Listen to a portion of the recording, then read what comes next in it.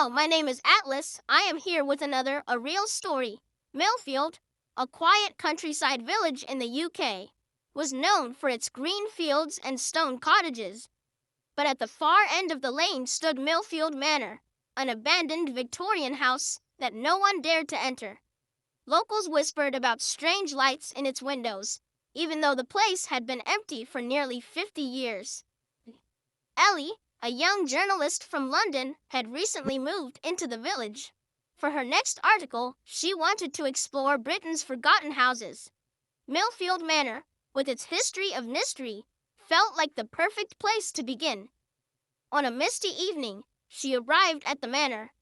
The iron gates were rusted, creaking as she pushed them open. Her footsteps echoed on the cracked stone path.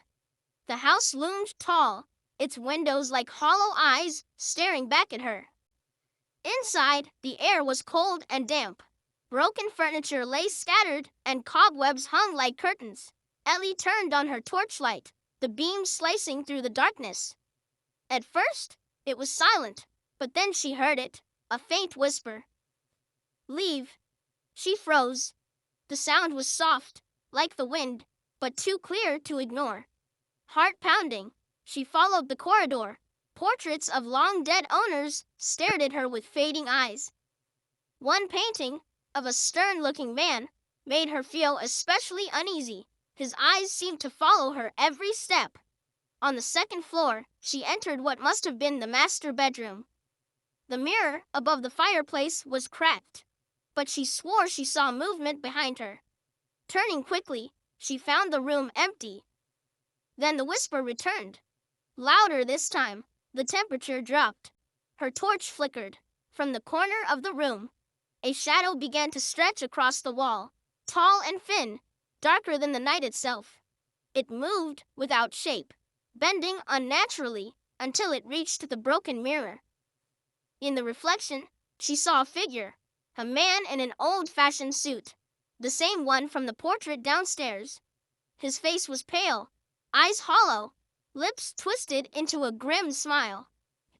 The whisper turned into a deep growl. "You shouldn't be here." Terrified, Ellie stumbled back, dropping her torch. Darkness swallowed the room. She ran blindly down the corridor, her footsteps echoing. The whispers followed her, multiplying, as though the house itself was alive and screaming. Finally, she bust out through the front door into the misty night. The whispers stopped. She didn't look back until she was safe outside the gates. Breathing heavily, she turned to the manor one last time. The upstairs window glowed faintly, and in the cracked glass, the shadow stood, watching her leave. The next morning, Ellie spoke with an elderly villager. The woman shook her head gravely. "They say the last master of Millfield Manor never left. He keeps wandering, waiting for someone foolish enough to enter. You're lucky, girl. Lucky he let you go." Ellie never returned to the manor, but every time she passed by, she felt the same eyes on her, staring from the window.